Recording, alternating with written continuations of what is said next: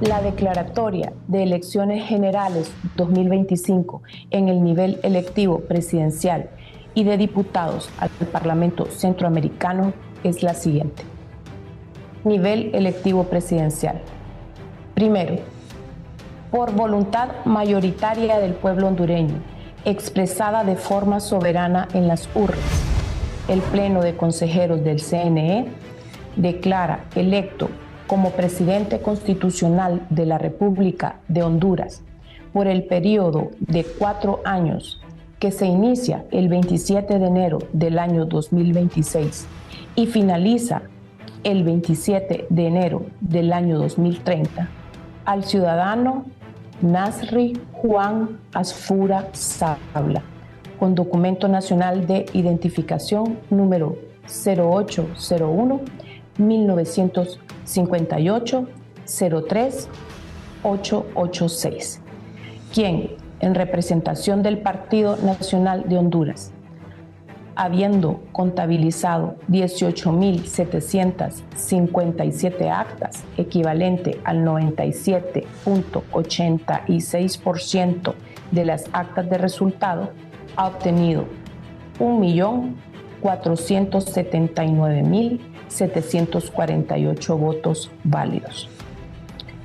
Como designados y designadas a la presidencia de la República de Honduras, se declaran electos a los siguientes ciudadanos y ciudadanas. Designada presidencial, María Antonieta Mejía Sánchez. Designado presidencial, Carlos Alberto Flores Guifarro. Designado presidencial, Diana Valesca Herrera Portillo.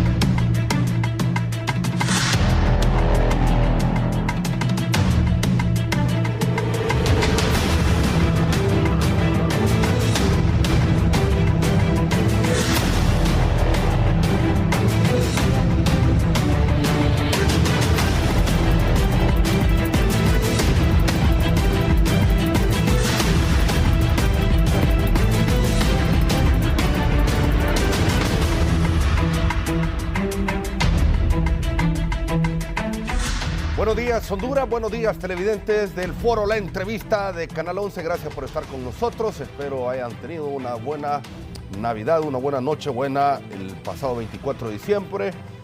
Hoy ya es 26 de diciembre y volvemos a la agenda informativa con un presidente electo. Ya se dio esta declaratoria a nivel presidencial y Nasri Juan Afuras habla, candidato del Partido Nacional, es el presidente electo de nuestro país según el Consejo Nacional Electoral.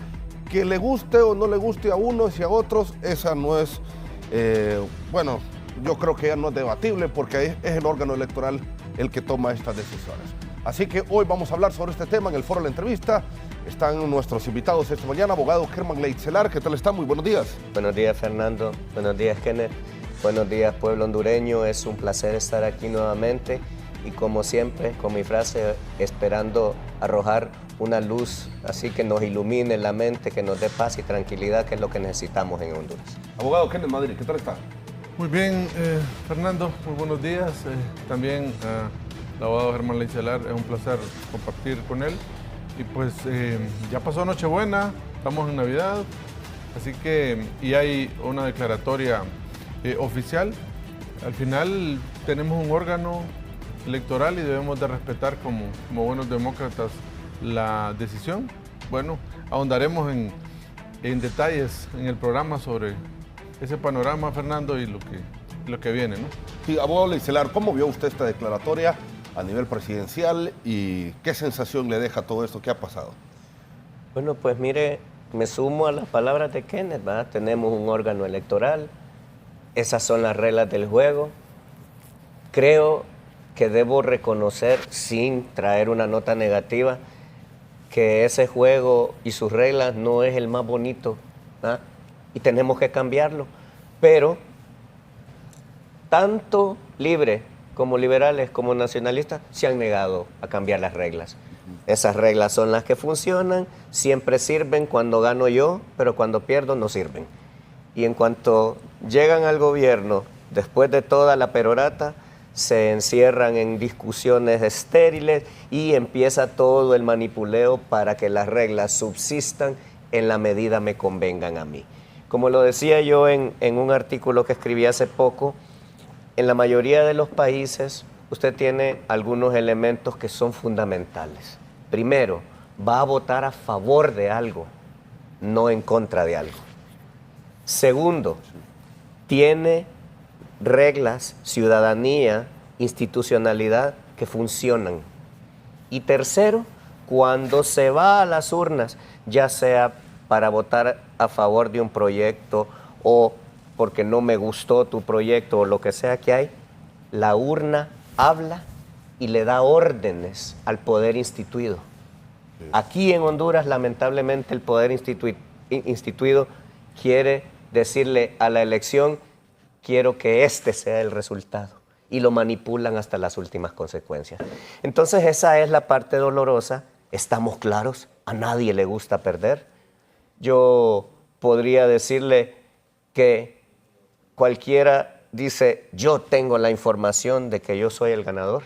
Bueno, fortalezcamos esa institucionalidad, fortalezcamos esos mecanismos para que esa certeza que yo tengo de ser el ganador se traduzca en un respeto, primero, al voto del electorado, segundo, a los caminos institucionales que me van a dar esa declaración y sostengámonos ahí. Y si perdí, lo acepto y ojalá que nuestra sociedad pueda evolucionar a un punto en el cual no importe quién gane o quién pierda, porque sabemos que tenemos una oferta electoral tan buena que no me importa cuál de los 4 candidatos o 5 candidatos haya, porque tenemos la certeza de que cualquiera tiene algo bueno para ofrecerle al país, porque eso es lo que necesitamos, un desarrollo colectivo, un desarrollo social. No necesitamos concreto ni cajones que le llamamos hospitales, aunque no tengan un solo médico o un solo equipo. Necesitamos desarrollo social, necesitamos devolverle a las personas la dignidad. No necesitamos dejar de cobrarle la luz a las personas, no. Necesitamos que tengan para pagar la luz, que tengan un trabajo, que tengan dignidad humana, que si van al hospital porque se enfermaron tengan atención y que concibamos la seguridad social no como un esquema de que me van a ir a curar a un hospital, porque la seguridad social es tener certeza educativa, tener certeza de diversión, tener certeza de que tengo cultura, educación, oportunidades de desarrollarme como persona independientemente de lo que haga. Y que la cuerda que nos va a medir socialmente esté a la altura adecuada para que desde el más trabajador hasta el menos trabajador tengan la capacidad en donde se desempeñen de hacerse la vida dignamente y tener cubiertas todas las necesidades. Creo que esa es la aspiración que tenemos que tener y en esta elección debemos tener profundas reflexiones acerca de todo eso, porque mire, un país solo es tan grande como lo es su ciudadanía y no hemos construido una ciudadanía sólida. A la clase política, se lo digo con todo el respeto, a Tito Asfura, que está en este momento declarado ganador, mis felicitaciones. Tito, gobierne con sabiduría. Primero, haga un gobierno de integración nacional. Y no quisiera que me digan, sí, si somos el Partido Nacional y estamos integrados. No, hablo de nacional de país, de que busque a los mejores hombres, a las mejores mujeres, a los mejores profesionales para que lo acompañen en un reto muy importante como país, porque tenemos, creo que a pesar de que no es una apertura, Kenneth, te paso la palabra, económica y de otra naturaleza como tuvimos en el Mitch, por ejemplo, o como tuvimos cuando la condonación de la deuda externa, creo que tenemos un impacto social, político importante en las personas y creo que podemos hacer maravillas si le damos a todas estas personas una respuesta positiva de que Honduras puede, de que Honduras puede unirse, de que no necesitamos más división y que juntos podemos construir un mejor destino para este maravilloso país que tenemos. Sí. Antes de darle la palabra al abogado Madrid, ¿está listo Héctor? Bueno, abogado, tiene la palabra. Sí, muchas gracias, Fernando. Mire, creo que realmente él tiene un gran reto, ya el presidente electo, Narri Juan Asfura Sabla, Tito. ¿Por qué? Por varias cosas. Quizá la primera de ellas, como decía el colega Germán, las reglas del juego no son las más adecuadas. Lo venimos diciendo hace muchos años. Que entráramos en una reforma electoral satisfactoria. Hoy no hubiese duda al respecto, ni hubieran algunos sectores todavía emitiendo algunas opiniones al respecto, sino que al contrario, hubiera consenso. Recordemos que aquí se gana con un voto, ¿no? Entonces, es una mayoría simple, ¿no? Entonces, el detalle es que los partidos políticos no han querido entrar en ese detalle. Libre tuvo la gran oportunidad también de hacerlo y no lo hizo.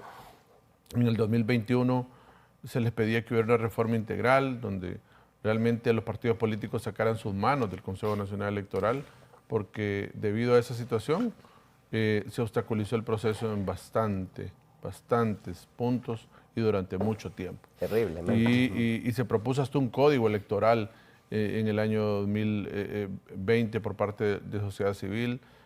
No se le quiso dar la expectativa adecuada y la atención que merecía. Y bueno, al final se hizo una nueva ley, pero con casi los mismos vicios de antes, del pasado. Entonces, ahí tenemos las consecuencias ahora. Y te mencionaba esto porque el presidente electo va a tener ese reto y tiene el Ejecutivo que apoyar fuertemente para que se den estos cambios necesarios. Segundo, coincido contigo, Germán, sí. Hay que hermanar a la sociedad hondureña. Definitivamente. Hemos pasado divididos durante mucho tiempo y creo que en este contexto es necesario que todos los sectores formen parte del gobierno, formen parte de decisión. Y no estoy hablando de chambas, claro. Estoy hablando de crear un gran pacto social de país para salir adelante. Acá el detalle ha sido que cuando se llega al gobierno se piensa que solo gobierna esa élite política que llegó y nadie más. Claro. Y tiene ese reto, don Tito Asfura tiene ese reto de escuchar trabajadores, empresarios. Cuando hablo de trabajadores es todo, también sindicatos. Tienen la obligación de escuchar a todo el mundo, sector empresarial, lo que corresponde a las gremiales de los diferentes sectores. Uno esperaría también que la academia sea tomada en cuenta.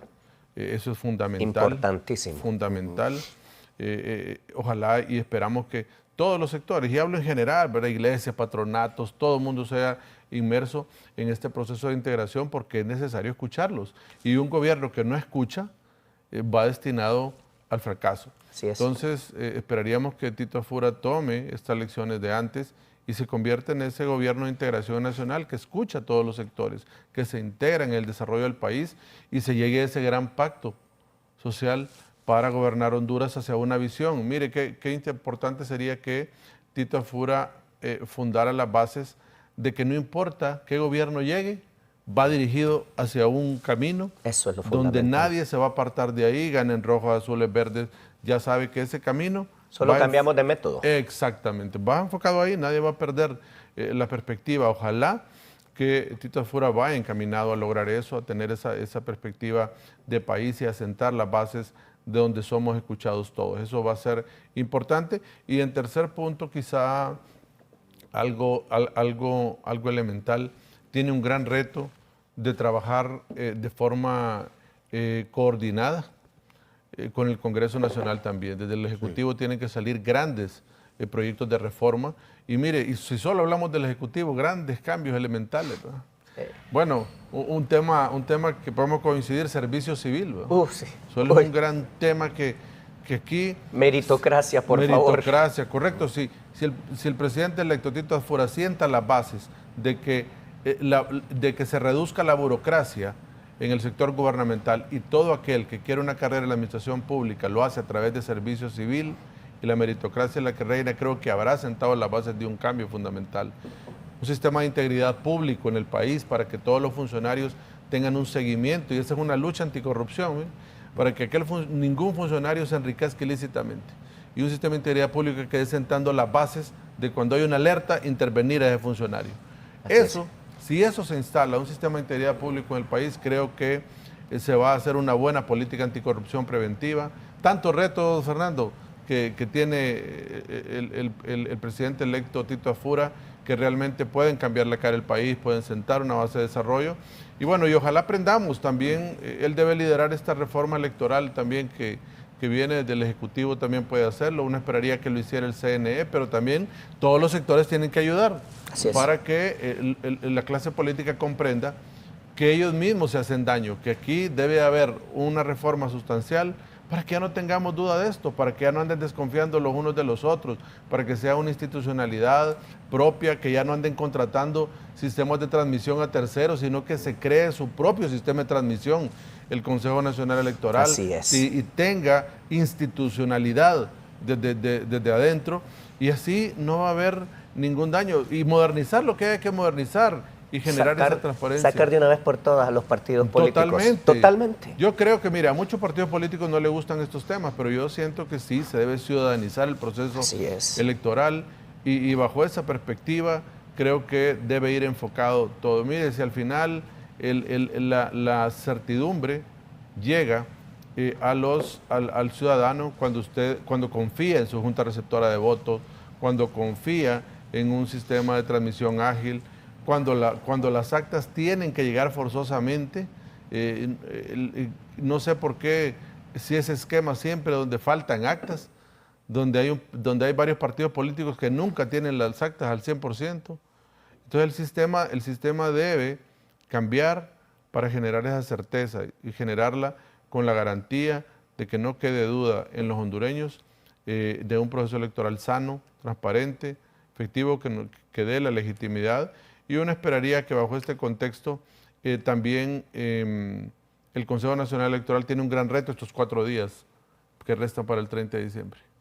Un reto grande. Tiene un reto esencial, tiene un reto elemental de lograr el escrutinio especial de todas las actas que tienen inconsistencia, de las alcaldías que están cerradas las victorias. Creo que debe empezar por ahí y uno esperaría ver que Tegucigalpa fuera y Comayagüela fuera el ejemplo para escrutar eso, para darle escrutinio especial y verificar en efecto al 100% las actas para saber quién efectivamente ganó la alcaldía del municipio del Distrito Central. Va a ser elemental. Hay alcaldías que por 3 votos están ganándose, entonces, y hay actas con inconsistencia. Entonces eso va a ser elemental para darle esa certidumbre a todo el proceso y tener declaratoria del nivel electivo de diputados y de alcaldías y corporaciones municipales el día 30 de diciembre. Bueno, está listo también Héctor Soto vía Zoom. Buenos días, Héctor. ¿Qué sensaciones también le han dejado esta declaratoria de Nasri Afura como presidente electo de nuestro país? Hola Fernando, muy buenos días. Un cordial saludo a usted, a Kenneth, a Germán y obviamente a todos los hondureños. Feliz Navidad, porque venimos saliendo de unas Navidades que eran muy merecidas. La verdad es que estas elecciones, Fernando, han sido, como es conocido por todos, bastante problemáticas. No han sido unas elecciones fáciles. Y en este momento son unas elecciones que realmente se mueven en una tensión entre la legalidad y la legitimidad.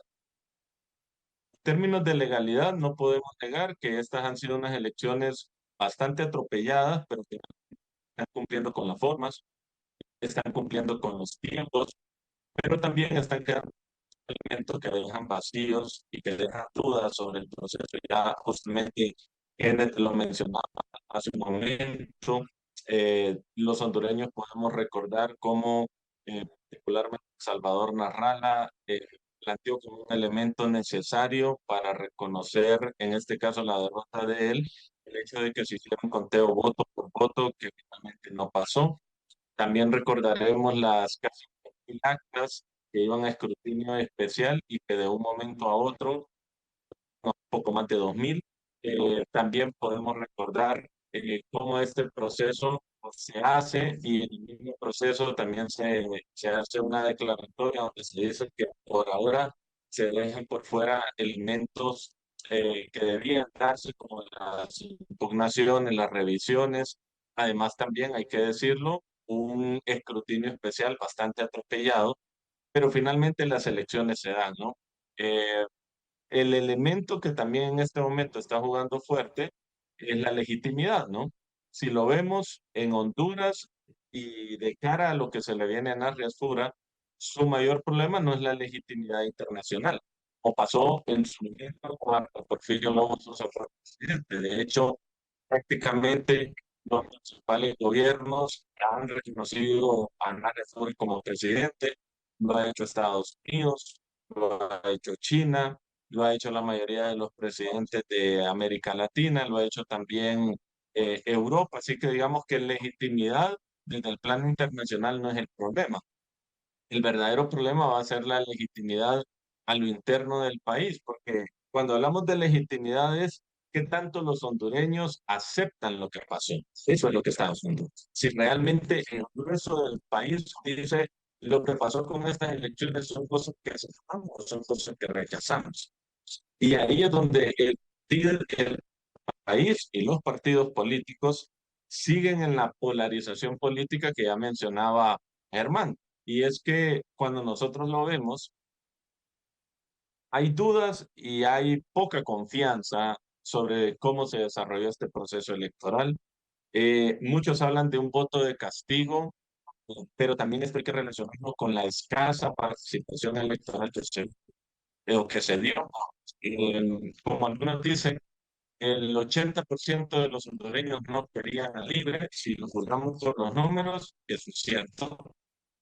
Pero entonces también sería cierto decir que el 60% de los hondureños no querían a Narri Asfura. O sea, en todo caso, lo que se evidencia es que el que gobierna, gobierna con poco. Y ahora tiene el desafío de que lo que los votos no le dieron, la gestión sí le permita irle creciendo, irle dando la legitimidad que no le dan estos votos. Y que ahí es donde hay un desafío.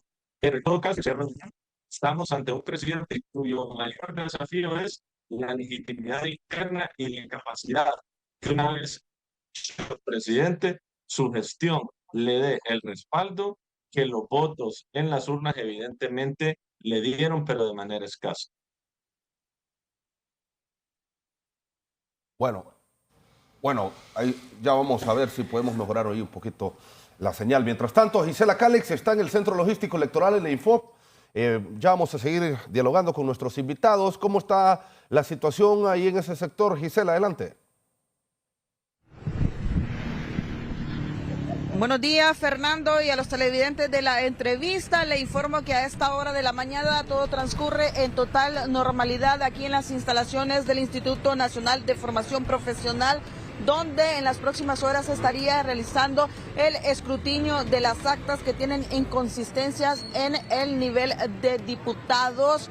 No así, no se ha notificado cuándo sería el nivel de alcaldías, tal como lo ha manifestado en horas más tempranas el alcalde capitalino Jorge Aldana. Aún no se les ha dicho en qué momento se estaría comenzando este escrutinio a nivel de alcaldías. Sí hemos consultado a los representantes tanto del Partido Liberal como del Partido Nacional y han manifestado que en este momento se les ha convocado para el escrutinio de las actas con inconsistencia a nivel de diputados de todos los departamentos, empezando con el departamento de Atlántida por el orden alfabético, según lo que se nos ha manifestado. Igual el ingreso de los escrutadores como de otro personal que viene a realizar trabajos aquí al Infop se hace bajo estrictas medidas de seguridad por parte de las autoridades de la Policía Militar,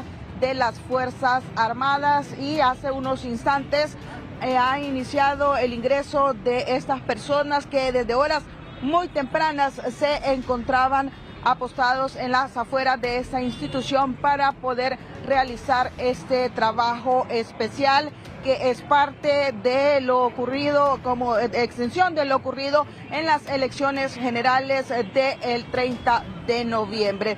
Si no tiene ninguna consulta desde el estudio, yo vuelvo con usted al set principal. Buen día. Gracias, Gisela Calix, por este informe. Bueno, ahí así está la situación en el Centro Logístico Electoral, que espera también, porque sabemos que hay un proceso por delante, rumbo al 30 de diciembre. ¿Vos? Claro, bueno, ojalá que el proceso se lleve con tranquilidad, porque el proceso previo que se dio estaba muy tenso, había muchas agresiones, había muchas presiones desde la calle, muchas arengas en contra de la temática, y yo creo que es bien importante que analicemos las cosas desde distintas perspectivas.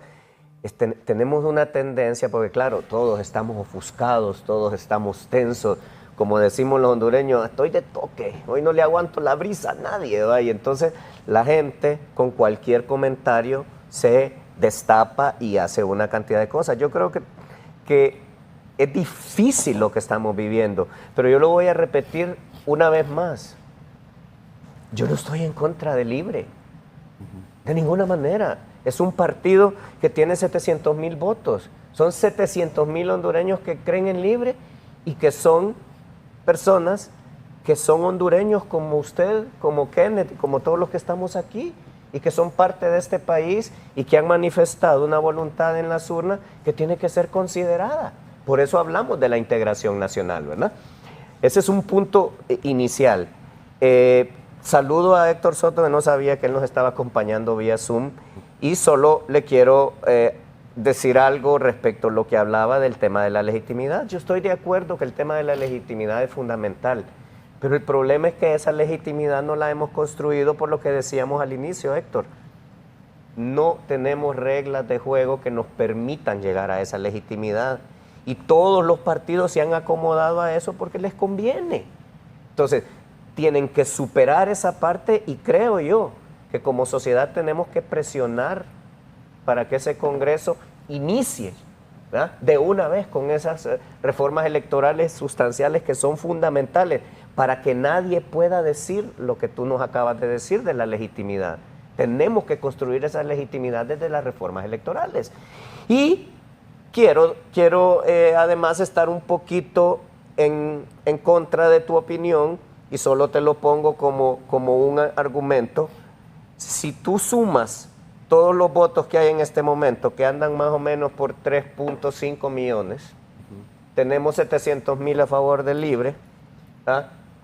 Quiere decir que tenemos 2 millones, ¿qué? Sí, son 2.9 millones aproximadamente de votos de la gente que dijo libre no.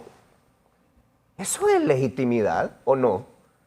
Es legitimidad de un 80% de Honduras diciendo no nos gusta cómo gobernó Libre. Y no lo digo para sentirme feliz, lo repito una vez más, que Libre haya fracasado en esa cercanía hacia el pueblo hondureño y que el pueblo los castigue de esa manera, solo significa que Honduras no mejoró, solo significa que Honduras no obtuvo lo que necesitaba y eso nos afecta a todos. Honduras es nuestro país, yo no soy enemigo de nadie, ni quiero ser enemigo de nadie, por eso hablamos de una unidad nacional. Entonces, digo yo, si tenemos un 80% de votos que dicen claramente esta es la dirección del país y esa es la legítima voluntad del pueblo, ¿por qué tenemos que decir, no, el 20 es el que me interesa? No, enfoquémonos en lo positivo, rescatemos lo bueno, dejemos ya de tener gobiernos que desechan todo lo bueno que alguien dejó, aunque sea poco, para venir a construir un nuevo plan que no funciona y que estamos toda la vida reseteando el país, botando recursos y sin generarle al pueblo hondureño el desarrollo social que necesita. Porque, miren, yo lo voy a decir con todo el respeto del mundo, me hablan de los logros de Libre. Yo no voy a decir que no hicieron absolutamente nada, porque no es cierto. Eso es ser ciego y eso no tiene sentido. Lo que pasa es que los logros son tan pocos en relación a los desaciertos que no podemos querer tapar que los desaciertos son mayores.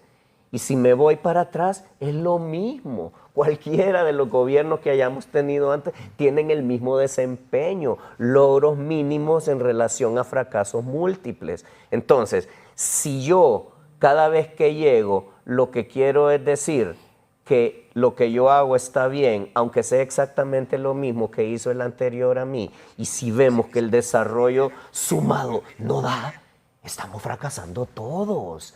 Entonces, esa arenga de enemistad, de que mi oposición, mi partido político es enemigo del tuyo, no, señores. Los partidos políticos tienen ideologías distintas, tienen que aglutinar a los mejores hombres del país. ¿Qué han perdido los partidos políticos? Que creo que esa es una reforma que se tiene que hacer también. Han perdido el rumbo, no generan proyectos de país, no generan liderazgo de futuro, no generan capacitación política y social en la ciudadanía. Se han convertido en máquinas electoreras manipuladas por grupos que parece que lo único que les interesa es el acceso al poder y la deuda política. Creo que hay que quitarles la deuda política a los partidos también, porque se ha convertido en un botín del Estado. Es la razón para tener un partido político. Y bueno, no se las quitemos del todo, pero dejemos un 30% de esas y démoselas a los partidos políticos, pero bajo supervisión, para que esos fondos no vayan a dar a la bolsa de un particular y que se usen en la formación política y social de la que estamos hablando, porque sea dinero invertido, no dinero que se vuelve riqueza o peculio de una persona en particular. Eso no puede seguir siendo, porque es parte de lo que nos ha llevado a esta destrucción. Por otro lado, creo que necesitamos cambios reales, necesitamos reglas de juego nuevas, necesitamos decirle a la gente la verdad, necesitamos integración nacional. Mira que aquí tengo unas notitas que estaba haciendo sobre todo lo que se ha estado hablando alrededor del proceso electoral. No sé, mira, Kenneth, a ver si tú estás de acuerdo con esto. Hay 3 niveles de cosas que se pueden dar en los procesos: las mañas, Claro. las irregularidades y fraude, ¿va? Esos son los 3 niveles reales. Las mañas normalmente no son con dolo, son costumbres, ¿va? El truco aquí, vivo, me la jugó por aquí y obtuvo un resultado porque es mañosito, ¿va? Y le entiende al trámite, decimos aquí, ¿va? Pero eso normalmente no tiene consecuencias. Luego tenemos lo que son irregularidades, que ahí sí va, ya estamos hablando de incumplimiento de reglas, de manipulación de algunas cosas, no necesariamente dolosas, pero con una intención de manipular el asunto. Ahora, cuando hablamos de un fraude, es toda una estructura toda una institucionalización, un control pleno de una serie de cosas con un objetivo específico, y ahí sí nunca va a dejar de ser doloso, ni nunca va a dejar de ser delito. Entonces, aquí lo que son mañas e irregularidades lo queremos convertir en fraude. Y no estoy diciendo que no hayan acciones fraudulentas, las hay, pero las han cometido todos los partidos porque son las reglas del juego que han decidido respetar, y son las reglas del juego que han decidido no cambiar toda la clase política, no una en particular. Entonces, si queremos resultados distintos, tenemos que hacer un cambio en esa vía. Y mira, Fernando, sí. ¿Recuerdas la imagen que te mandé? ¿Será que la podemos poner para ilustrarle a la gente lo que estoy tratando de decir? Marquito. Cuando hablamos de institucionalidad, cuando hablamos de Estado de Derecho, tenemos que entender que es todo un set de reglas que nos hace funcionar hacia un objetivo. La libertad está plagada de restricciones, ¿va? ¿Sí o no? Para que tengamos libertad tenés que tener un montón de restricciones. Si no tenés restricciones, no tenés libertad, porque perdés absolutamente todo el control social. Entonces, ¿qué representa esa imagen que estamos haciendo ahí? La casa 3 es el sistema electoral que tenemos en este momento. Y por eso lo podemos atacar, por eso lo podemos vilipendiar, porque todo mundo juega con las reglas, todo mundo las manipula. En esta ocasión no podemos obviar que el Estado mismo se trató de boicotear el proceso de todas las maneras posibles. No estoy diciendo que no están en el Estado, no lo estaban tratando de hacer tan bien, pero la tienen más difícil porque no están en el poder. Pero vamos al tema, esa es la forma en que hemos decidido funcionar. La casa 2 es una casa que dice un hombre, aspiremos por lo menos a llegar a la casa 2. Pero si nos ponemos las pilas, como se dicen, y tenemos una ciudadanía activa, tenemos meritocracia, tenemos reglas claras, tenemos un gobierno de integración nacional, tenemos a los mejores hombres y mujeres gobernando el país, podemos tener la casa 1. Y esa casa que estamos teniendo ahí, la podemos ver desde un punto de vista social, la podemos ver desde un punto de vista psicológico, desde un punto de vista político, desde un punto de vista electoral, desde un punto de vista de educación, de desarrollo social, etc. Esas 3 opciones son las que podemos tener, pero no nos van a caer del cielo.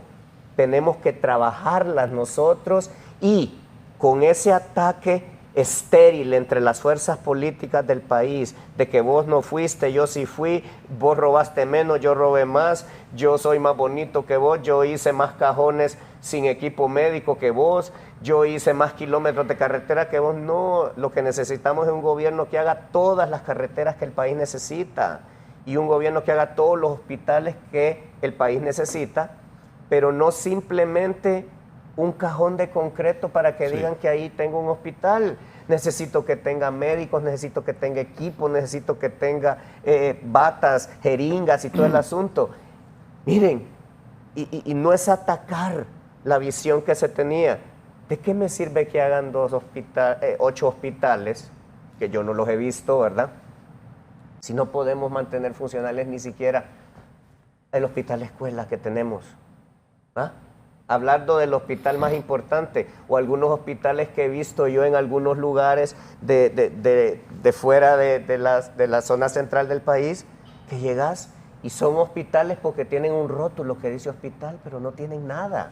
Entonces, no se trata de esa demagogia, se trata de que tengamos esa visión y que construyamos ese desarrollo social de manera real. Y si lo hace Libre, soy el primero que lo voy a aplaudir. Bueno. Y si lo hace Tito, le voy a aplaudir.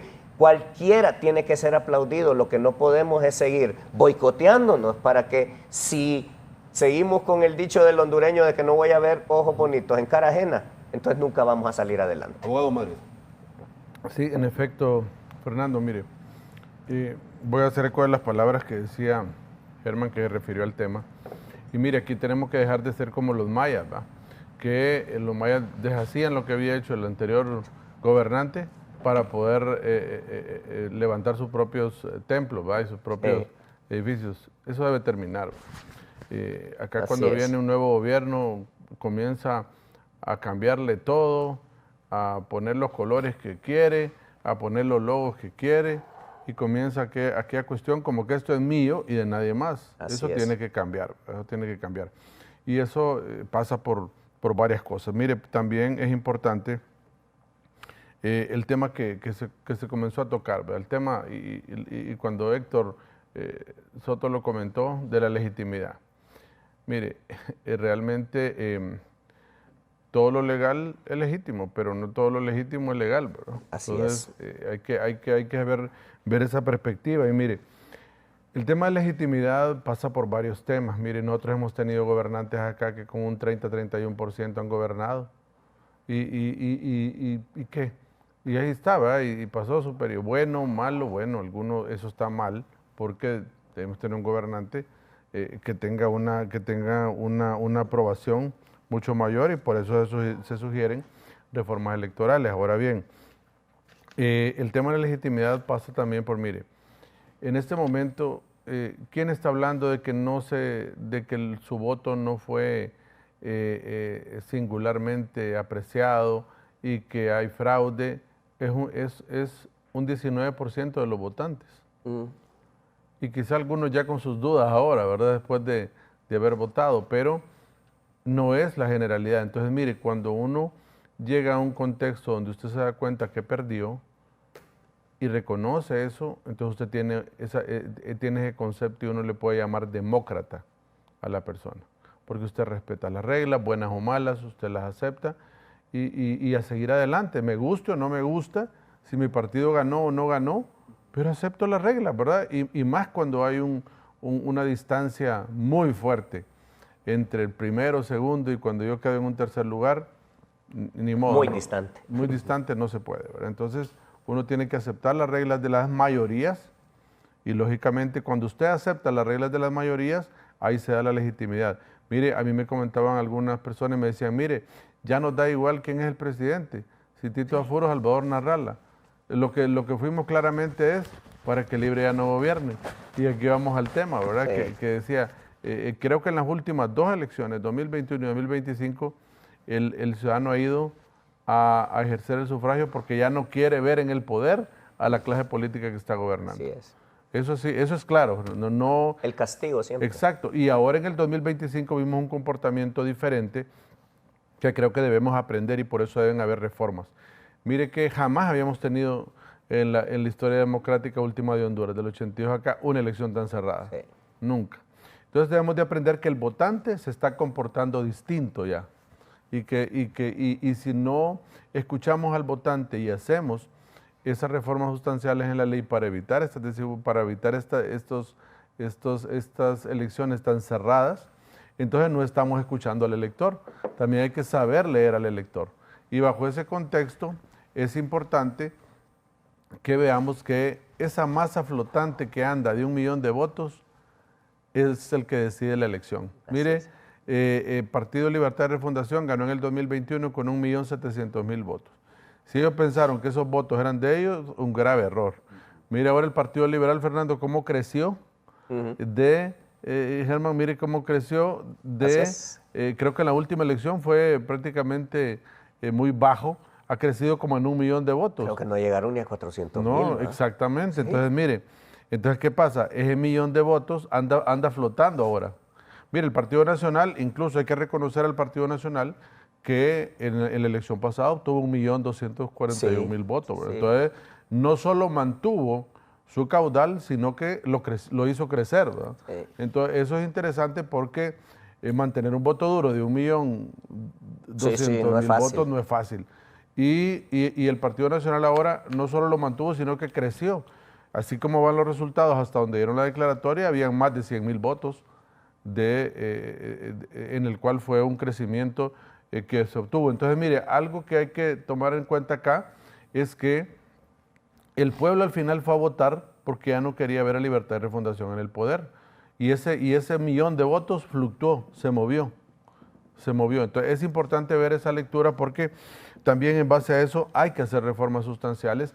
Y mire, y hay que aprender uno ahora también que por qué se está solicitando cambios en todo el engranaje del órgano electoral. porque quizá ya sea tiempo que no estemos tan cerca del cambio de gobierno. Esto nos demuestra a nosotros que las elecciones ya no deben ser el 30 de noviembre. Sí. Debe adelantarse esa elección. Es algo que tendrán que concertar los partidos, pero debe ser el 30 de septiembre o el 30 de octubre. Pero ya no puede estar tan cercano y ampliar un poco el tiempo de la declaratoria para que haya un poco más de espacio también para que los partidos políticos puedan, y sobre todo el órgano electoral, revisar inconsistencias, partidos políticos y cargos de elección popular puedan interponer sus acciones administrativas de recuento y verificación con el tiempo pertinente, pero ya no en manos de los partidos políticos, porque es el gran problema. Ese es el gran problema. Ahora tuvimos retrasos porque también los partidos políticos no Juez y estaban... parte. Exactamente, no estaban interesados en avanzar porque son juez y parte. Eso es fundamental y ojalá hagamos la lectura correspondiente. Claro, uno aspira a la segunda vuelta electoral y pasa por un gran concertación entre los partidos políticos también. Eso es importante mencionarlo, estimado colega Leicelar y también Héctor Soto. Si los partidos políticos no quieren, no vamos a ver una segunda vuelta, pero el pueblo se los está pidiendo y veremos qué pasa. Pero yo creo que sí, debemos de... A mí me interesaría más un espectro en el que tengamos un Consejo Nacional Electoral ciudadanizado, donde no metan sus manos los políticos y donde tengamos un Consejo Nacional Electoral con su institucionalidad, su tecnología propia, sus formas de poder llevar a cabo un proceso electoral transparente. Y además de eso también, miren, yo creo que llegó la hora de que los desaciertos que vimos en esta campaña no vuelvan a suceder. También los políticos deben entender que deben de sacar sus manos de los órganos de administración de justicia. Esa es una recomendación clara. Si tuviésemos un ministerio público apolítico, como dice su ley, no hubiese pasado todo lo que pasó en esta etapa preelectoral y postelectoral. No hubiera pasado jamás. Y creo que deben entender que deben ir sacando sus manos también, porque Honduras se merece una justicia también equitativa y diferente. Y ahorita vimos que se utilizó para presionar al sistema electoral. Y eso no es correcto. En una democracia sana no sucede esa característica. Y termino, Fernando, Sí. En el sentido de que, mire, ya tenemos un presidente electo.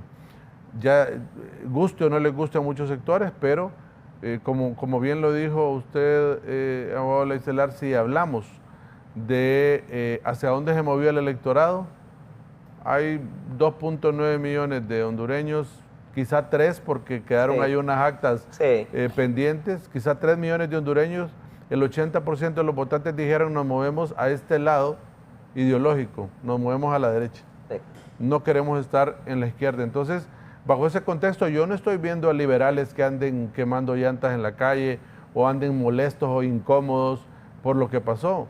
Al contrario, mire, yo he tenido la oportunidad de platicar con mucha gente del Partido Liberal y creo que al final uno escucha a ellos y también del Partido Nacional y dicen, no, se logró el objetivo que el pueblo quería, ya no ver más a Libre en el poder.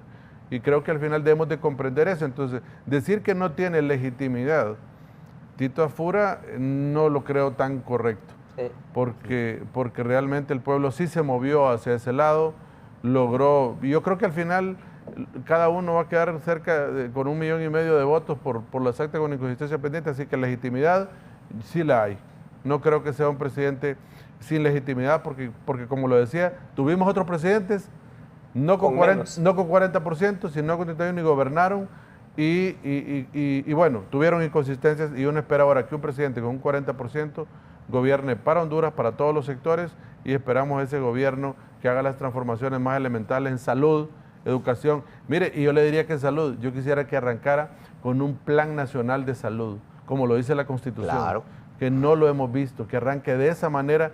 Y termino con esto, Fernando. Mire, uno quisiera, hay problemas de mora quirúrgica, hay problemas de medicina. Mire, aquí para grandes problemas hay que tomar grandes decisiones. Así es. ¿Y por qué si el gobierno al final, mire, qué hace usted con estar esperando que terminen 8 hospitales dentro de años y la gente se muere? Tiene efectivamente que tomar decisiones y aquí le digo esto en el sentido de que debe tomar en cuenta los hospitales privados y solventar la mora quirúrgica. El gobierno debe hacerlo, debe de crear un decreto de emergencia, involucrar a la red privada, el gobierno paga y hacen las cirugías, porque la gente no puede esperar, no hay tiempo. Mira el tema de medicinas, mientras usted organiza el sistema logístico, ¿cómo va a tener la medicina? Ahí están las farmacias privadas, que cada quien va, hay que idear el método para que usted, la receta, vaya a la farmacia y la gente tenga su medicina. Ese es un tema que debe solventarlo porque hay una emergencia en salud y ese es uno de los sectores que más duele a la gente. Tiene que haber un plan general de emergencia. Exactamente, eso debe existir y además el seguro social. No es posible que usted pague y no tenga una atención necesaria y efectiva. Bueno, ya lo vemos mejor también a Héctor Soto. Se ha mencionado mucho en torno también a sus primeras opiniones, Héctor. ¿Lo escuchamos? Claro que sí, Fernando. Efectivamente, la legitimidad para mí sí sigue siendo un problema que tendrá que resolver el gobierno de Narri Asfura, en parte por la forma como está diseñado el mismo sistema que ya hacía Kenneth, ¿no? Lo primero que hay que decir es que siempre todo proceso electoral va a intentar la disputa del que está en el poder mantenerse y de los otros por llegar, ¿no? En esta oportunidad, la meta para el Partido Liberal y Nacional era sacar a como en las elecciones del 2021, la meta era sacar al Partido Nacional y así, o sea, no hay nada nuevo en el sentido de que la meta de la oposición siempre es sacar al que está en el poder. Eso no tiene nada novedoso, porque así es como funcionan los sistemas electorales. Ahora bien, cuando hablamos de legitimidad, lo que tenemos que reconocer es que hay un elemento de aceptación y no es un tema hacia nadie pura, es que nuestro sistema electoral es tan precario que indistintamente de quién hubiera ganado las elecciones en Honduras en este momento, tendría problemas de legitimidad. O sea, la legitimidad no solamente la dan los votos, claro que eso aporta una cuota importante, pero también la calidad y el funcionamiento del sistema electoral, del sistema político, el respeto a las reglas del juego, nos marcan la pauta de qué tanto hay legitimidad o aceptación hacia el gobierno que está llegando. En el caso nuestro, estamos viendo quizás una de las peores elecciones en Honduras. Obviamente esto va a depender mucho de los ojos que la ven, pero nosotros somos muy rigurosos. Institucionalmente debería ser un sistema electoral y comparamos nuestro sistema electoral con los de América. Y recordamos que nos pasamos 24 días para saber quién ganó las elecciones. Claro que nuestro sistema electoral es muy precario, no funciona de la manera más oportuna e incluso el mismo desempeño del sistema electoral pues termina dando la sensación de que el que llega al poder llega también con muchas dudas. Y al final tiene que ser una amplia participación la que muchas veces termina resolviendo los vacíos que deja el propio sistema electoral. En las elecciones del 2021 eso no fue el caso, fue una elección bastante amplia, pero yo me quedo más con algo que decía Kenneth, y es muy importante, y lo pudimos ver. Nuestro sistema electoral no está preparado para administrar elecciones cerradas. O sea, lo que aquí tenemos de manera muy clara es que hubo un candidato presidencial que ganó menos del 1% de diferencia respecto al segundo lugar. Y afortunadamente, eso hay que decirlo así, los dos candidatos eran candidatos del bipartidismo y eso permite que la lógica pactista y la capacidad de diálogo entre estos dos partidos resolvieran un problema que si se hubiera dado en el Partido Nacional, en la Refundación o entre el Partido Liberal y la Refundación, tendría en este momento un desenlace muy distinto. O incluso, si el Partido Liberal y el Partido Nacional estuvieran muy distanciados, este proceso tampoco será resuelto de esa manera.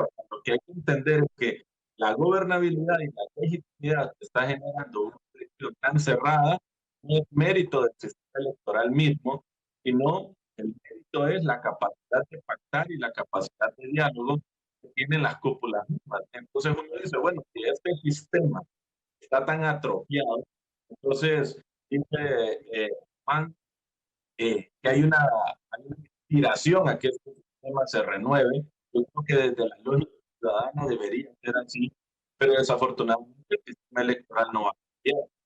Y yo creo que está formas electorales cada vez que termina una elección, si bien es cierto, es una demanda ciudadana que siempre se activa, también es una frustración ciudadana que se activa también. Porque es que miren, y hay que decirlo con total claridad, este sistema electoral le es supremamente funcional a los tres partidos grandes. Les permite resolver de manera política impactada las diferencias o las brechas que muchas veces la misma ciudadanía en las urnas. Yo no creo que este sistema electoral vaya a cambiar, por el contrario, se va a preservar. Claro, acá estamos hablando de tres ciudadanos que intentamos hacer un esfuerzo de analistas y pararnos de una orilla política donde queremos que el país funcione bien, pero si nosotros ahorita le preguntamos a la clase política, a los 128 diputados, a los dueños de los partidos y a los potenciales aspirantes presidenciales, si les interesa un sistema electoral riguroso que garantice que el que saque más votos es el que va a ganar, que los partidos políticos no le van a meter mano en las elecciones, tengan la garantía de toda la clase va a oponer a eso. ¿Por qué? Porque finalmente las reformas llegan hasta donde la clase política lo permite. Y hoy, en estas elecciones, también con el elemento adicional de que había una disputa ideológica, hemos visto cómo muchas veces lo disfuncional también termina siendo funcional en términos de propósitos políticos, pero no en términos de ser transparentes ante la ciudadanía. Y ya lo venía perfilando también Germán y Kenneth. La segunda vuelta solo les gusta a los que están en la oposición. Una vez que lleguen al poder, que huyen de él. Habrá que ver si esta vez se logra o no. La verdad, yo tengo muy poca expectativa sobre eso. Pero yo creo que el problema que tenemos acá es que nuestro sistema electoral no va a sufrir los cambios. O sea, si nosotros evaluamos cómo funcionan las diputaciones, cómo se hacen escoger los diputados, ¿ustedes creen que a los diputados les va a interesar eliminar esa discrecionalidad donde vemos como mágicamente un diputado que no aparecía, entonces se aparece electo? Y le preguntamos a esos diputados, claro que este sistema les gusta. Si nosotros vemos como una elección tan cerrada se resolvió finalmente de manera política, claro que eso le gusta a la clase política. Y cuando insisten que tiene un problema de legitimidad, es porque no podemos negar en una elección donde hay 4 candidatos presidenciales y 3 de ellos dicen que hubo fraude, eso no indica solamente que finalmente hubo un ganador, indica que a juicio de estos partidos también la democracia perdió y eso es algo que hay que reconocer. Ahora, que se pueda administrar eso y que finalmente esta sensación de fraude sirve, eso es otra cosa. Pero si nosotros vemos los últimos 24 días y vemos realmente cómo se expresó cada partido político y vemos cómo una elección en Chile fue después de la nuestra, pero logró construir o identificar quién era el presidente antes que nosotros y afortunadamente no hubieron más elecciones en esa época porque bien nos hubiera pasado el tema de la quiebra y la tortura. Lo cierto es que nuestro sistema electoral no funciona y por eso es que Charles me parece que es oportuno traerlo a colación. Él dice que hay 2 tipos de legitimidad, la legitimidad de origen y la legitimidad de desempeño. Para mí, este presidente, en este caso, el mandato cae en una postura, pudo haber sido también Salvador Narrala, indistintamente de quien hubiera ganado, hubiera tenido problemas de legitimidad de origen porque nuestro sistema electoral no está hecho para cumplir eso. Ahora el desafío es construir legitimidad de desempeño. Y la legitimidad de desempeño se da en la forma en cómo se gobierna. 4 años es poco tiempo para lo que tuvo el Partido Nacional fuera del poder. Claro que hay una expectativa ciudadana que el Partido Nacional realmente se pudo renovar en su perspectiva ética o va a ser una continuidad de esas sombras, vacíos y opacidades con las que gobernó en los últimos 8 años. Es un elemento que también habrá que ver. Entonces, yo creo que definitivamente la forma en cómo se construyen los presidentes y las presidentas en Honduras va a seguir así, porque así es como le conviene a la clase política. Y hoy Anarria su mayor desafío es si va a gobernar con prácticas éticas del pasado que dejó el Partido Nacional o si va a hacer una renovación incluso a costa de los mismos liderazgos que todavía se preservan de las administraciones anteriores y sobre los cuales la ciudadanía también les dio un voto de castigo en 2021. Yo creo que buena parte del desafío de las expectativas que Kenneth y Germán plantean en términos de salud, en términos de educación, en términos de carreteras, no solamente pasa por un sentido de unidad en la perspectiva política e ideológica, sino también en la capacidad ética de renovación que pueda demostrar el Partido Nacional. Sí, perfecto. Gracias, Héctor. Bueno, vamos a ir con esto a nuestra primera pausa comercial. Ya vamos a continuar con más en el foro La Entrevista de Canal 11.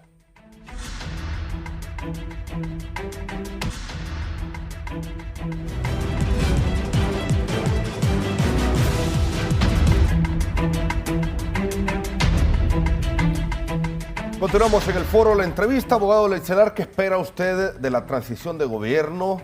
¿Cree que Libre va a tomar algún tipo de acción? Porque, bueno, yo escuchaba a los nacionalistas que estaban denunciando algunos temas económicos con la Secretaría de Finanzas para afectar al gobierno de Narria Fura cuando tome posesión. Sobre todo este proceso de transición de gobierno, ¿qué opinión le merece? Sí, bueno, mire, yo creo que van a haber reacciones, pero esperemos que las reacciones sean propositivas. Como comentábamos ahorita tras cámara, ¿verdad? Héctor, nuevamente te saludo. Si se fija, en la última intervención que tuvimos los tres, coincidimos. Los puntos de vista que estamos exponiendo son los mismos, vistos desde perspectivas distintas, pero que sumadas todas esas perspectivas nos dan una verdad colectiva, que es lo que necesitamos construir. Entonces, ¿qué espero yo en esta transición? Que ojalá los perdedores, miren, hay que saber ganar definitivamente, también hay que saber perder. ¿Ah? Y cuando todos podemos valorar que el resultado colectivo de esta elección puede llevarnos a una decisión correcta, entonces todos seremos ganadores.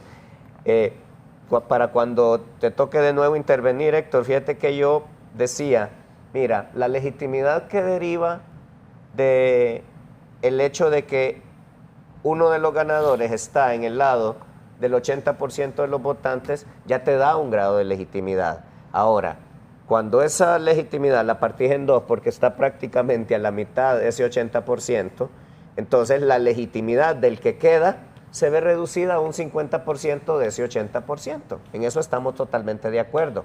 Pero al final sí es un 40% de la población que está siendo representada y lo más importante, desde nosotros como ciudadanía, tú como un profesional y analista valioso, Kenneth, tu servidor y tantas personas que habemos en la sociedad que amamos este país y que queremos verlo desarrollar, creo que tenemos que unirnos en un trabajo para exigirle al gobierno que si tiene escasa legitimidad, se la gane con hechos concretos, gobernando adecuadamente, escuchando ese clamor de ese 80%, que quedó él o quedó el otro, no importa. El clamor de ese 80% es el mismo. Y agarrar a ese otro 18%, que es el del Libre, y decirle, bueno, no es su clamor, pero venga, mire, vamos a trabajar de esta manera, porque el gobierno es para todos los hondureños, no es para un sector de la sociedad exclusivamente. Claro, es un reto grande, ¿va? Yo sé que no es fácil porque nuestra conducta ha sido esa, la de la trampa, la de la enemistad, la de que yo no te miro de la manera que te debería ver, porque no somos enemigos, simplemente somos oposición o somos competidores por un mismo objetivo. Yo le ponía un ejemplo la vez pasada a alguien, porque como nos gusta tanto el fútbol, ¿va? O el fútbol nos absorbe tanto, ¿a quién no le gustan los partidos cuando jugamos con México? ¿Y por qué? Por la rivalidad que existe, por los comentarios. Ahí está la semana, la gente viendo todos los comentarios de Faitelson y todo, porque le ponen chile al asunto y todo. Y cuando llegas al partido, ¿a qué llegas? A jugar el partido, a jugártela con ganas, a tratar de ganar el partido. Te ganan, a veces ganás, te sentís muy bien cuando ganás, pero imagínate que el objetivo fuera destruir a México. Nos fregamos, ya no va a haber partido, ¿va?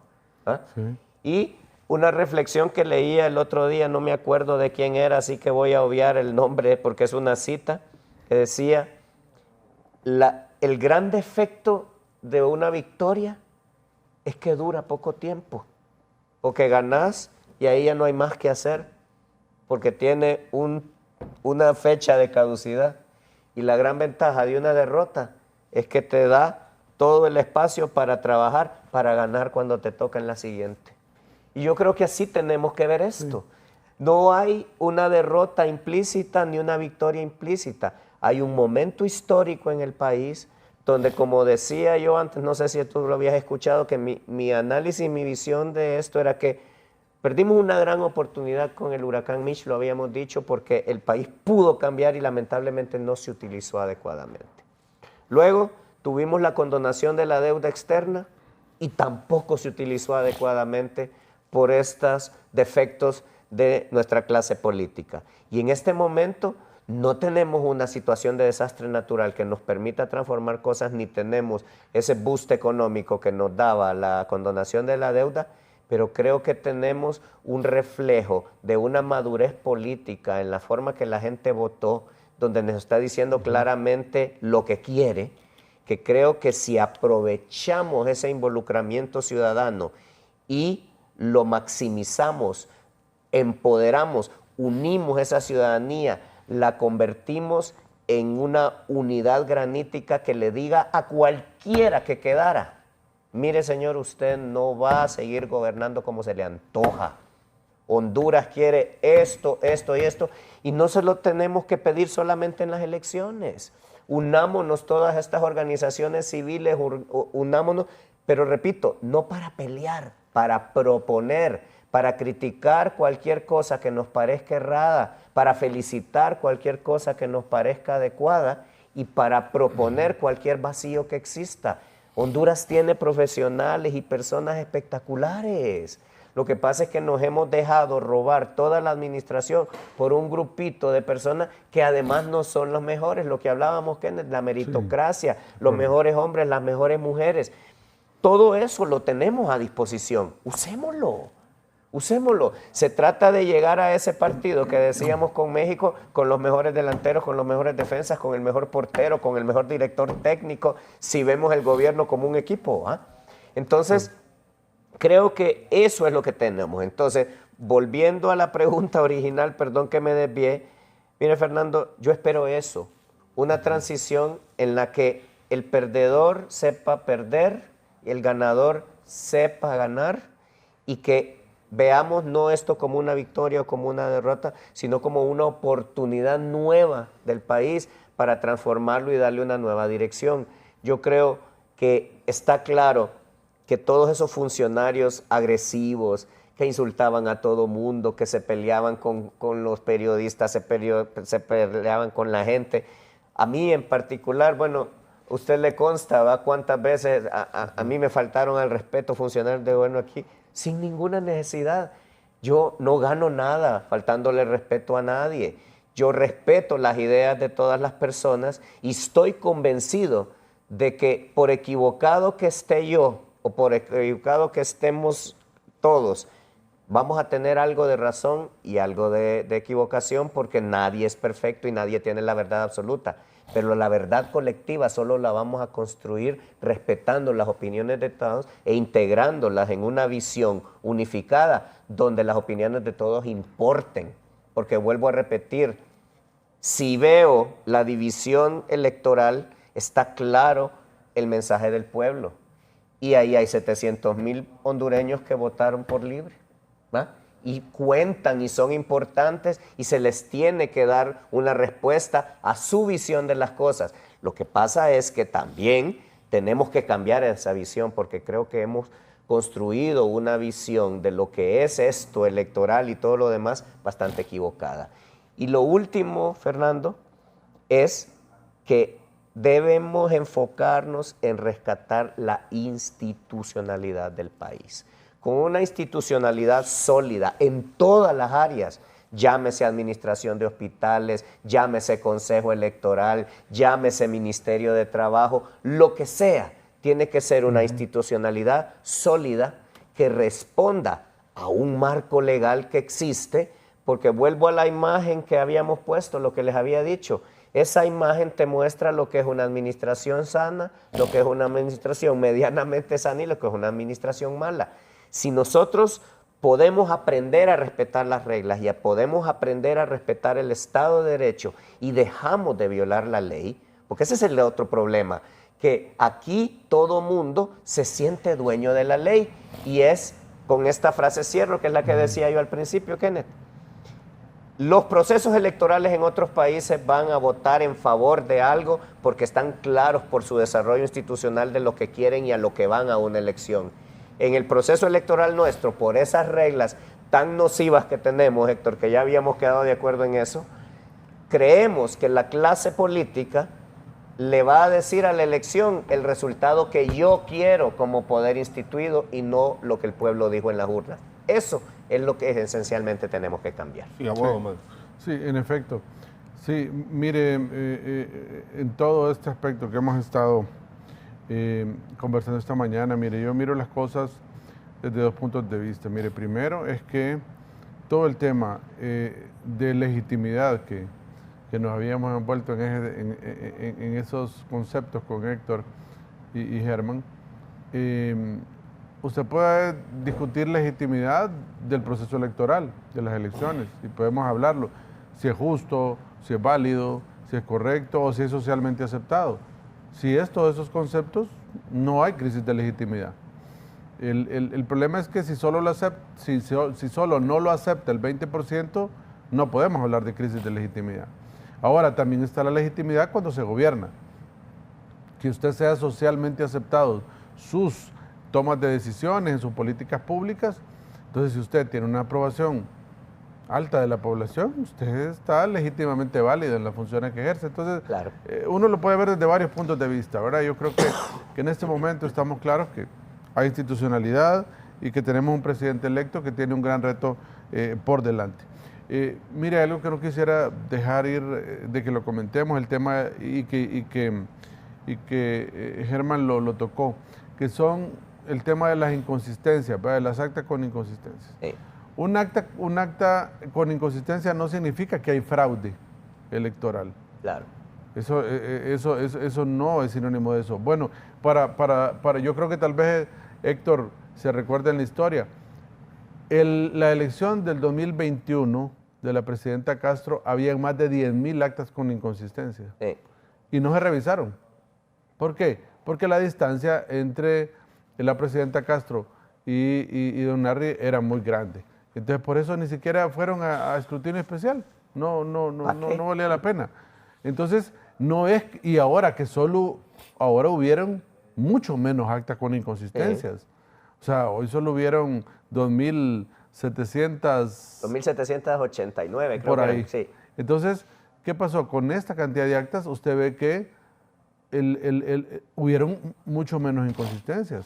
O sea, de 10,000 pasar a 3,000, digamos, es obviamente una reducción significativa. Entonces, no podemos hablar de un fraude electoral si no tenemos nosotros. Mire, cuando usted habla de fraude, es algo sistemático, ¿verdad? Es algo que hay una red integrada para crear una opción fraudulenta y eso no pasó.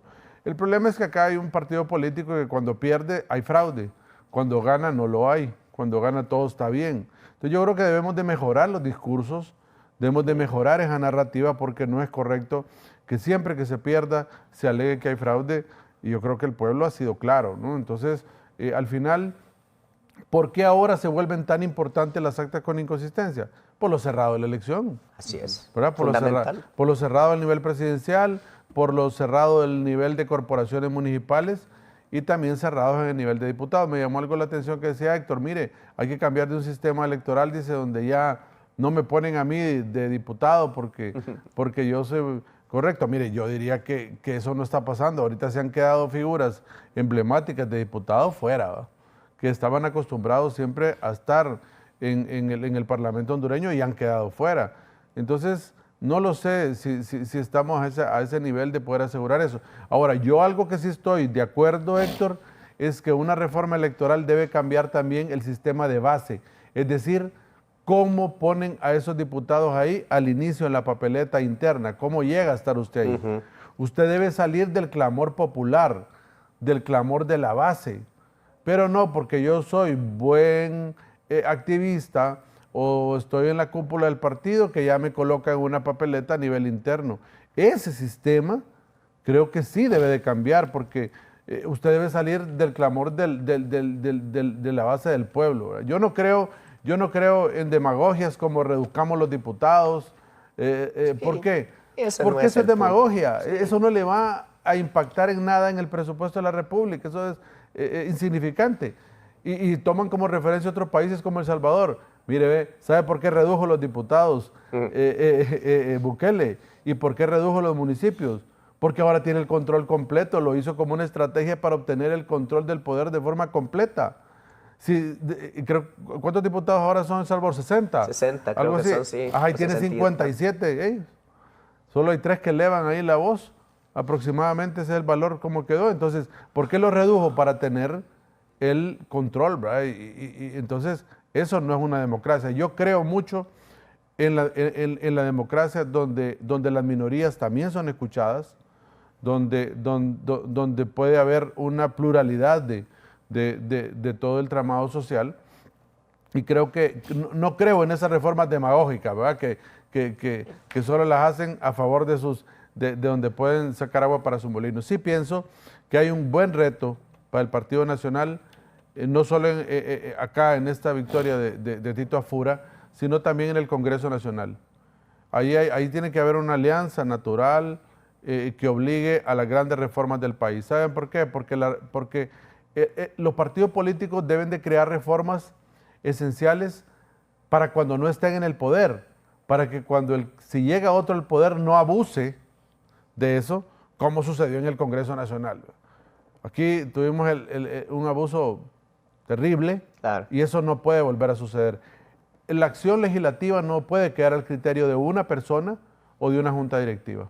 El proceso de promulgación de la ley es un proceso amplio, pluripartidario, donde realmente se necesita que las mayorías sean escuchadas y no que unas minorías sean los que impongan su condición. Creo que eso debe cambiar, debe de haber reformas.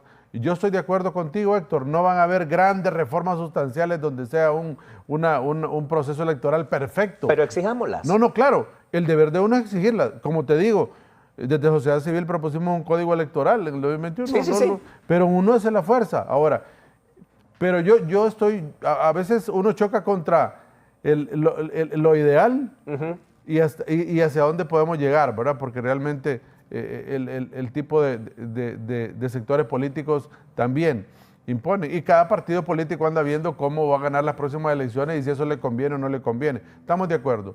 Pero el deber es exigirlo para ir cambiando este país y haciéndolo diferente. Yo sí creo sustancialmente que debemos aspirar a unas reformas mínimas al menos que nos garanticen un cambio sustancial de cara al próximo proceso electoral. Y mire, y la gente se equivoca. Y aquí yo voy a cerrar esta intervención con lo que decía Germán. Y ahí tal vez coincidimos, Héctor. ¿Cómo se puede ver este proceso? Mire, uno hace ciudadanía activa y emite su opinión de lo que no es correcto. Aquí estuvimos 4 años no en contra de Libertad y Refundación. Estuvimos 4 años señalando lo que no era correcto, señalando dónde estaban los errores, qué debía cambiarse. Y a mí me dicen, pero es que usted nunca lo vimos en los 4 años anteriores, de 2018 a 2022, y no lo vimos de 2014 a 2018. Se equivocan, porque sí me vieron. Yo interpuse la denuncia de hospitales móviles, fuimos allá, estábamos con las organizaciones de sociedad civil, hicimos veeduría ciudadana a las demás instituciones, yo interpuse la denuncia de la irregularidad en el NENE. No es cierto. Entonces, ¿qué pasa? Uno siempre ha señalado lo que es incorrecto y eso no le debe molestar a nadie. Y por eso el presidente electo Tito Afura tiene la gran misión de rodearse de un buen equipo y hacer un buen gobierno para beneficio de todos. Debe ser un buen gobierno, un gobierno técnico que sea recordado, que siente las bases de un gran cambio en Honduras. Porque eso es lo que todos aspiramos.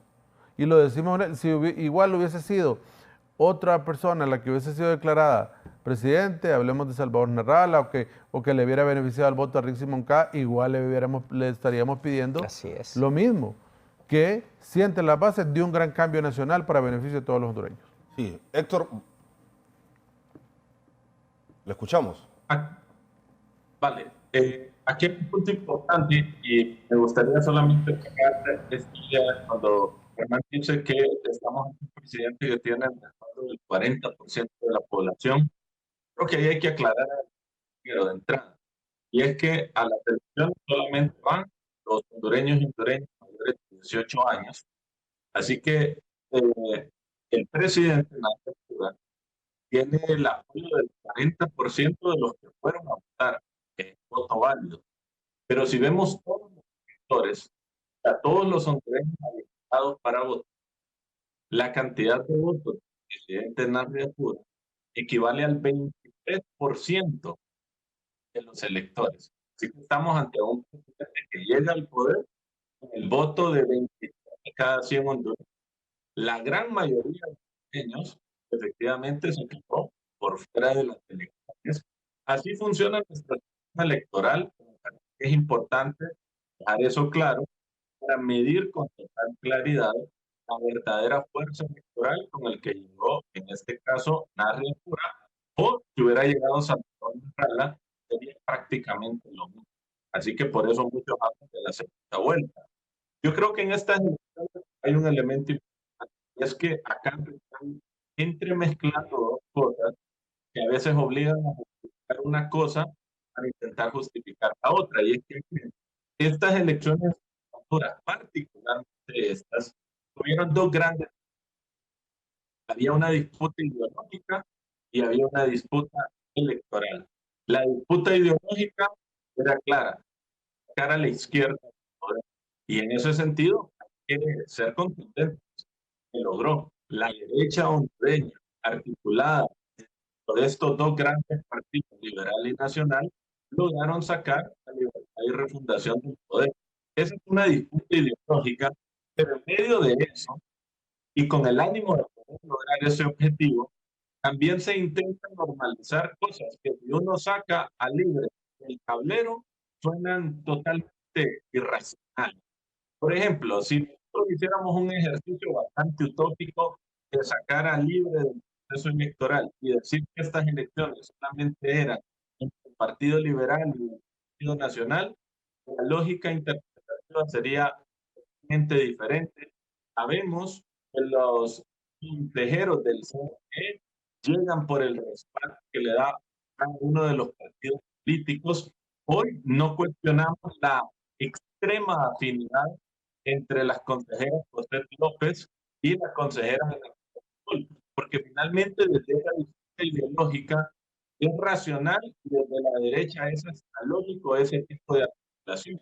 Pero si libre no existiera, yo creo que a los mexicanos les resultaría sórdido que quien es representante en el PNP hiciera un fuerte alineamiento con la consejera del Partido Nacional y se desentendiera incluso de su candidato presidencial. Entonces, esa disputa ideológica de alguna manera oculta también esas tensiones electorales que ahí se dieron, que si lo vemos en términos muy realistas, así funciona la política hondureña y no debe sorprendernos, pero sí debe anunciarnos las dificultades futuras que se vienen para estos partidos, porque al final, en esta disputa ideológica, también hay un elemento geopolítico de aceptación y que hace que también el triunfo de Nayib Bukele no resulte incómodo para los grupos de poder.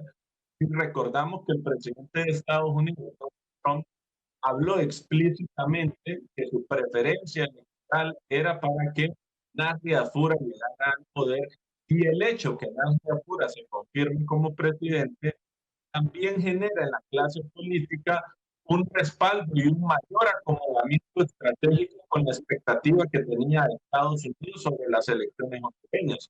Pero aquí había un elemento ideológico que era sacar a libre del poder. Eso se logra. Pero si hubiera ganado Salvador Narrala, también había una inconveniencia geopolítica, porque aunque se sacaba la izquierda del poder, quedaba en el poder un presidente que no tenía el respaldo de los Estados Unidos. Entonces, Eso también hace que el proceso electoral tome otros matices y también acá queda otro desafío muy fuerte para el presidente Ventura, que finalmente todos queremos que tenga una buena gestión, porque nos va a gobernar a todos los hondureños, pero hay que decirlo algo con total claridad.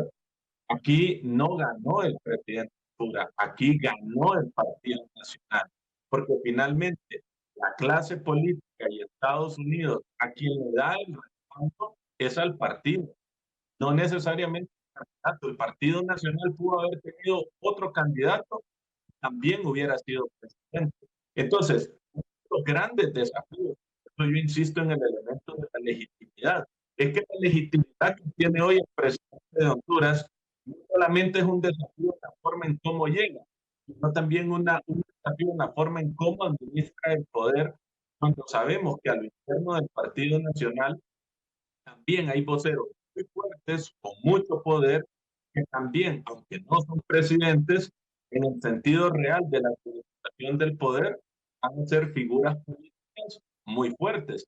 Entonces, en un sistema presidencialista, donde lo que se aspira es a que el presidente sea fuerte, hoy el presidente tiene el gran desafío de cómo administrar el poder, siendo presidente de un respaldo que finalmente se le dio mayoritariamente al partido, a él como candidato. Y de hecho, muchas personas dicen, bueno, el presidente Afura no tenía que hablar, tenía que aparecer hasta el final, se le resguardó mucho y obviamente hay toda una narrativa que apoya eso, pero también es una dinámica muy distante a lo que en la cultura política hondureña estamos acostumbrados a ver, donde el candidato presidencial es el que está al frente de las cosas.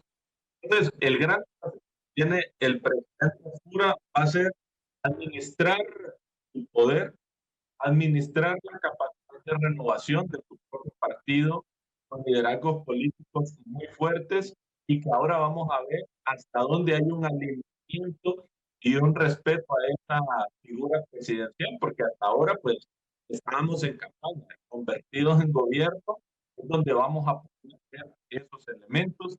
Creo que hay dos grandes escenarios para el Partido Nacional.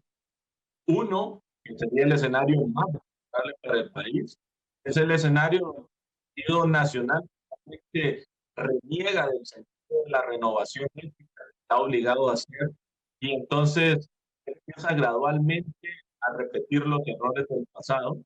El otro escenario es donde hay un partido que reconoce que tiene que cambiar su línea ética, que reconoce que la forma de administrar el poder tiene que ser de manera distinta y empieza a mostrar un rostro distinto. El gran desafío de ese escenario es cómo cambiar prácticas y culturas políticas de los mismos actores. Claro que se puede, pero no por eso vamos a desconocer que deja de ser un desafío.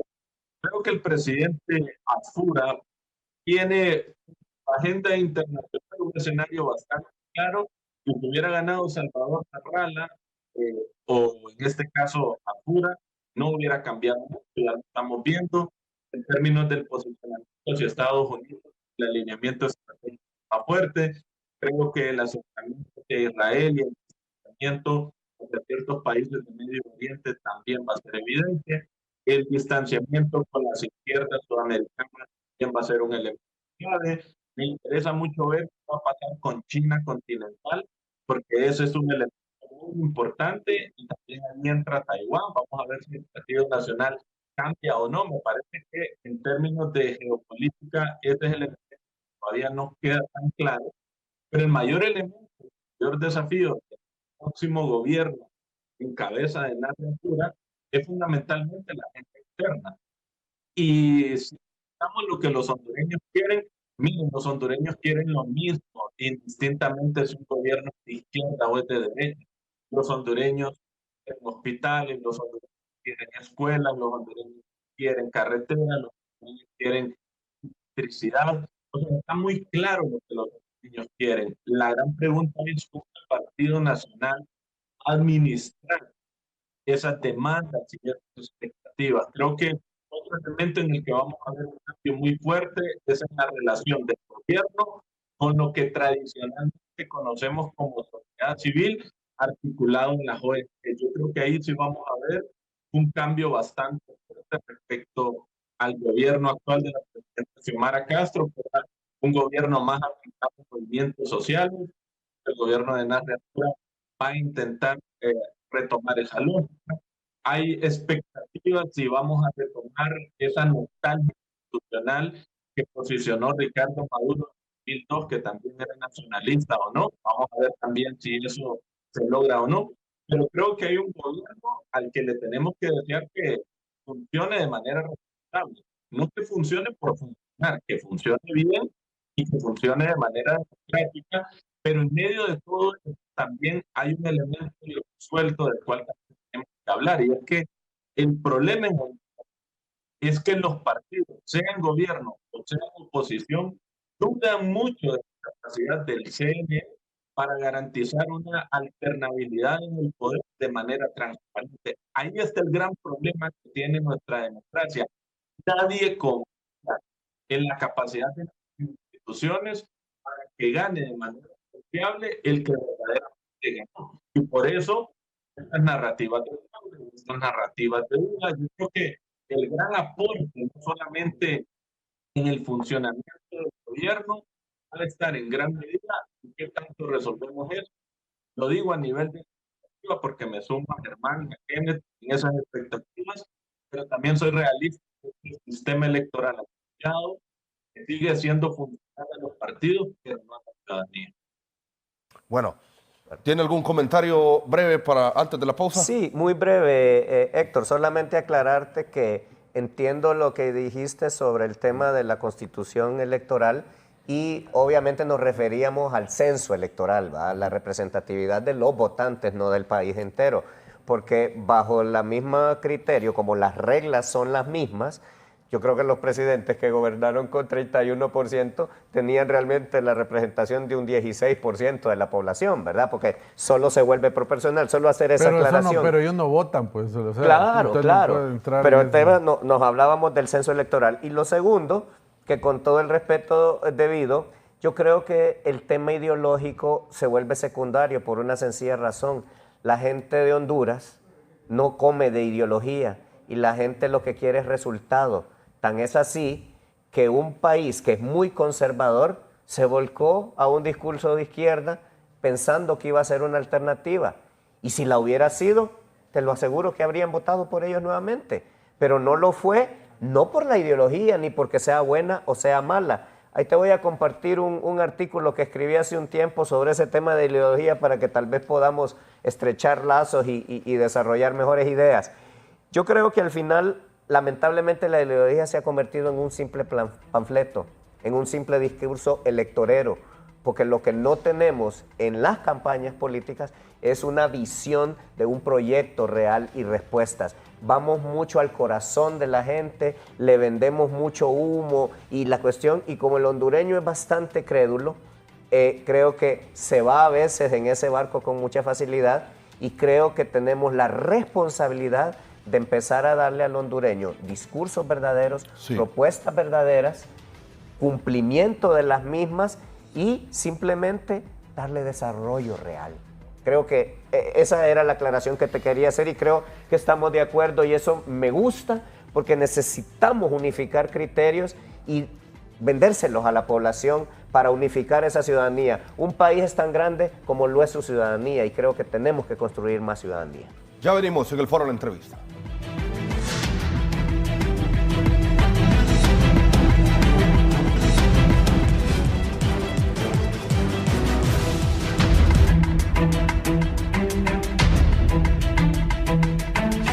Bueno, abogado Kenneth Madrid, ¿qué cree que va a pasar? Faltan 4 días para que concluya este periodo, ya para el 30 de diciembre, ya en este periodo también de final del programa. Sí, en efecto, Fernando, mire, yo esperaría que, así como usted vio mandó el reportaje hoy por la mañana, que vimos el Centro Logístico Electoral donde ya están ingresando las personas que están haciendo la verificación especial, se avance fuertemente, ¿no? Y que no vaya a haber obstáculo de ningún partido político. Yo espero no ver al Partido Liberal boicoteándolo porque no ganó las elecciones. Hay muchos actores locales ahí, de candidatos a alcalde y diputados, y bueno, ya dijeron que van a comenzar con diputados, entonces uno esperaría la colaboración absoluta de los 3 partidos políticos para evacuar esto cuanto antes, para que el 30 de diciembre, a más tardar, tengamos ya una declaratoria oficial en los 2 niveles electivos que restan. Con eso se cerraría el círculo y obviamente que nos daría paz y tranquilidad de irnos a pasar las fiestas de Año Nuevo, ya con la tranquilidad de saber que que todos los niveles electivos ya tienen una declaratoria. Eso pues permite pasar a un proceso de transición muy corto, que no va a tener el tiempo esperado las autoridades que resulten electas de poder hacer un proceso lento, paulatino de transición, sino que será algo muy acelerado. Y yo me atrevería a decir que prácticamente será una transición casi nula, ¿va? Donde no habrá esa transferencia de información con la expectativa que todos deseáramos, sino que no habrá esa característica esencial, pero lo más importante es que habrán autoridades electas. Se puede hacer la alternabilidad en el ejercicio de la presidencia y los demás niveles electivos que manda la Constitución, y eso nos va a dar una garantía de estabilidad para los próximos años. Bueno, el reto queda planteado, tiene un gran reto el presidente electo, espero que Tito Furas se rodee de los mejores hombres y mujeres de su partido para poder gobernar, porque el Partido Nacional necesita esa característica esencial de generar un gobierno de estabilidad en el país, de respeto a la ley y de creación de políticas públicas en beneficio de todos. Así que esperaríamos que eso suceda, y al final también, si se rodea de otros sectores de la sociedad, pues enhorabuena, pero nosotros queremos esa integración en sus políticas públicas, esa integración en las decisiones de país, donde todos contemos y no solo cuente un grupo de manera particular, sino que contemos todos. Eso es muy importante, que se escuche a la sociedad activa, y pues no lo dudo que así lo hará. Tengo esa expectativa de que así lo hará porque el país lo exige, ¿no? Son grandes retos, tiempos en el que hay que cambiar el rumbo del país porque hemos estado muy mal, y recordemos que hubo mucho irrespeto al principio de legalidad, y uno esperaría que eso cambie. Y el Congreso Nacional, como quede conformado, Fernando, porque de aquí al 30 de diciembre, ya la otra semana, al martes de la otra semana, debe haber un resultado, y uno esperaría que ese Congreso trabaje por Honduras, consensos, buena agenda legislativa, donde veamos esos cambios sustanciales, y desearle a toda su audiencia, Fernando, un feliz año nuevo, y que pasen en familia estas fiestas para que iniciemos un año 2026 pues con el clamor de toda la familia. Así que gracias por la invitación, Fernando. Héctor, un mensaje de conclusión. Sí, gracias, Fernando. Creo que en este momento vamos hacia unas elecciones que me parece que van a seguir siendo elecciones largas.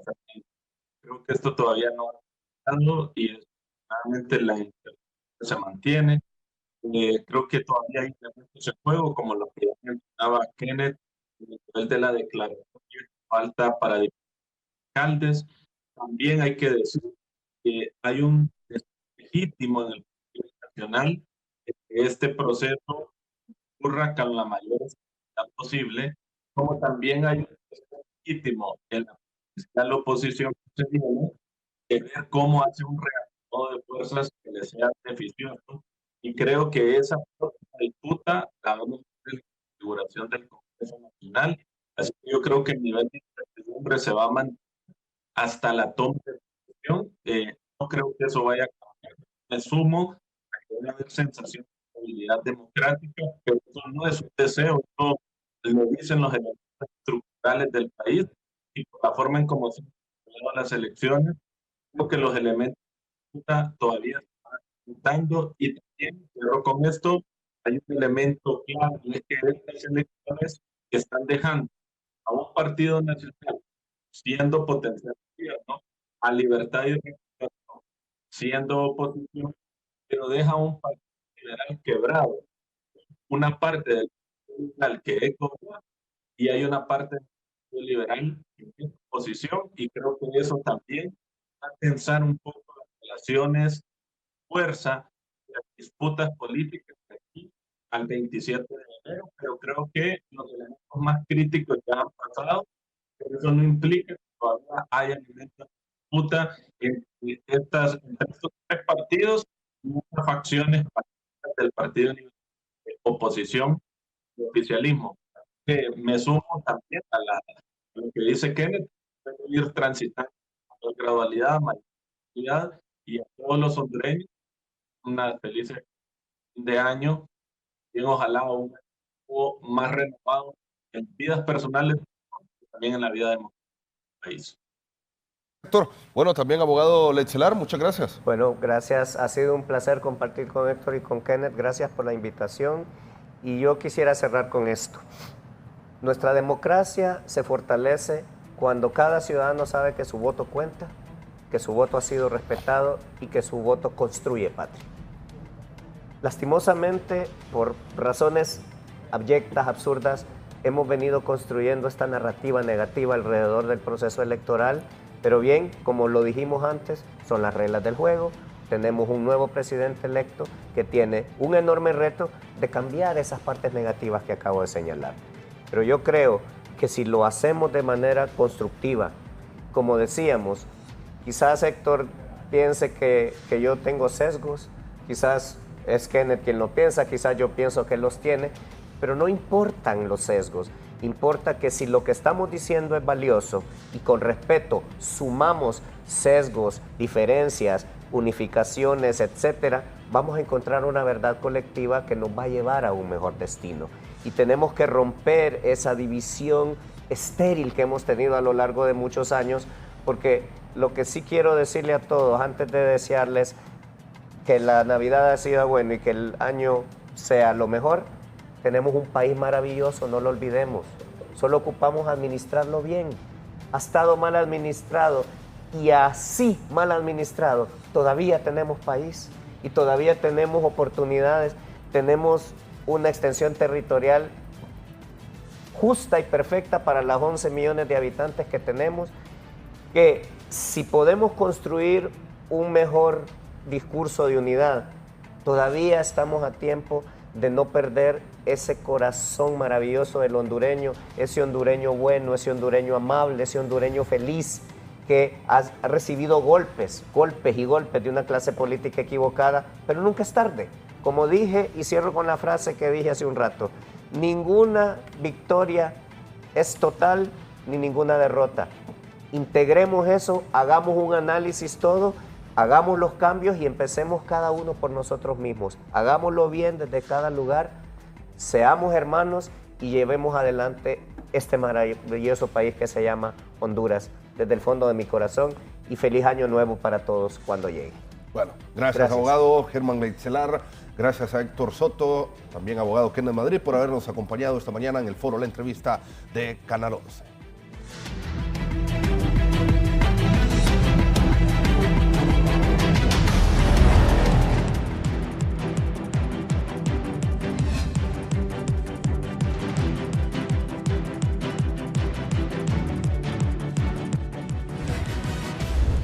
Esto es La Entrevista con